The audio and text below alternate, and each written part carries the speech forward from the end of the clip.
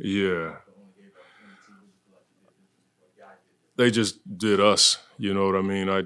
I'm well aware that our group is always intentional about the things that we bring to their attention. And when we talked about it yesterday to a man, they were all like, those numbers don't look like Suns defense numbers. And Kevin made a great point about we should never be in the last place of any category when it comes to NBA defense and offense. And so our guys just took the challenge, probably wanted to shut me up about it. And that's who we can be on a night in and night out basis. You may not hold a team to 22 points, but you can play the way that we played to start the game. And it's the one thing that we feel like no matter who you have on your roster, you can play that kind of defense with the energy, effort, and game plan discipline.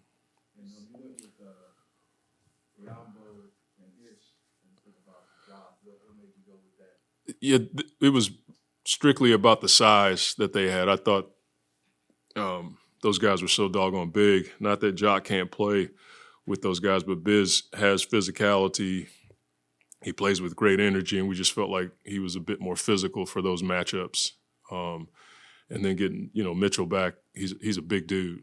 And so I just went that way. And then Ish, Toppin's been playing pretty well, and he's so mobile and athletic. We just felt like Ish may give us a more mobile guy against an athletic stretch four like Toppin. So it was, one of those things could change the next game. We'll just do our best to make the right calls when we can. It wasn't anything foundational. It was just something that we felt today. I mean, we started scoring a bit more in the second quarter. I mean, it looks like we scored a little bit, but we had, I don't know how many possessions in a row in the second quarter where it just got a bit stagnant, and they started scoring a little bit. And so in the second quarter, we scored some and were able to set our defense. And you can see we got another 22-point defensive quarter, but we scored. It was 35-22. Monty even was diving in on the offensive Yeah. Was that something specific you guys saw with the Knicks where you wanted to really attack that? It's what we want to do every night. As I've said a few times, Kevin has been the guy that's changed my view on all of that stuff. I was always a get-back guy, 3, sometimes 4 guys to make sure your transition defense was in place. And our first year, I think we were number 1 in the league in transition, but it didn't necessarily mean you were going to win a bunch of games. You just had enough guys back there to play defense. We're finding out that if we send multiple guys, it can slow teams down. And our transition defense hasn't suffered like I thought it would. We hope it continues. But we just tell our guys to go, especially when you're opposite of the shot. Sometimes you can be on the same side and you're already there. You see an alley. We want our guys to be aggressive to go get the ball. Another follow-up from pregame, you talked about Cam's closing out games. Yeah. Yeah. Yeah. He's gotten to a place with us, with me, where there's a trust level now. I think it was 4 minutes left and they cut it to 16, and Book's looking at me and everybody's like, Coach, I was like, just if we can win this game and bag those minutes, it'll be great for us. But it was because Cam was on the floor. And, he's had this time now with Chris being out to get settled in that role. And what I don't want him to do is back off at all when Chris does come back. We want him playing the same way he's playing right now. Coach, you mentioned yesterday that you wanted to be more connected with the guys who are stepping up in the rotation after being short-handed and stacking solid. Yeah. With this game, do you see any progression in that? How many more games would you say is a worthy sample size of seeing that progression? Well, this second 10, we've been like this. So for me, it's like we got to do it again. So the first 10 we were much more consistent. The second 10, we've had a number of injuries, guys in and out of the rotation, and we just been a bit inconsistent with that stacking solid deal. So what we're looking for is, putting some games together as far as stacking solid, playing high-level defense the way we played tonight, and, be able to put some games in a row. That's the goal, and hopefully we can do that. But I want the guys to enjoy this. I don't even want to bore them with all that until we see them tomorrow. Monty, what goes into your thinking as you're doing rotations where, like the other night, Landale, you played a lot against the Warriors. Tonight you used Bambo a lot. Is it matchups or what in particular are you doing? Sometimes it's matchup based. Sometimes it's just a feel. We'll get together, myself and Kevin, we'll go through rotations. And we also look at other teams' rotations because now teams are pretty much set how they're going to rotate their guys. So you can see based on the rotation data when somebody's going to come into the game. And so we try to base it on that. Sometimes it's just a matchup.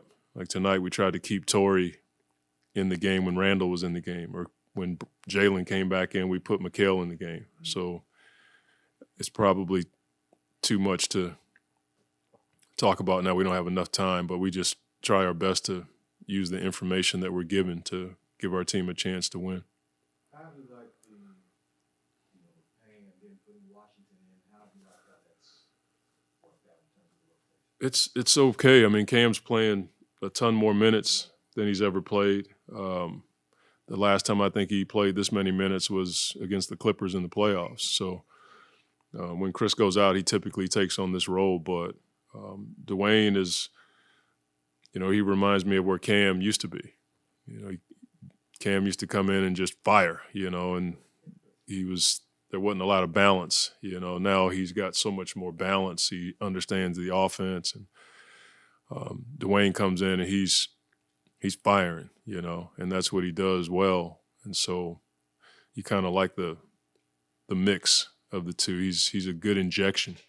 And when I say fire, it's not like a selfish, reckless. It's just him playing to his skill set. He just got here.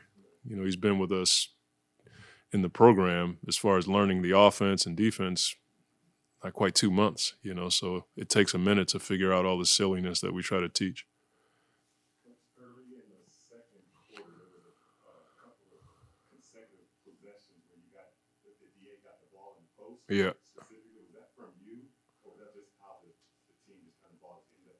Probably a combination of both. I mean, we came out of timeouts trying to establish him in the post a little bit tonight, or this afternoon. And, when we feel like there's a matchup or an opportunity to do that, we're going to, take those shots. I like it because it gives us balance.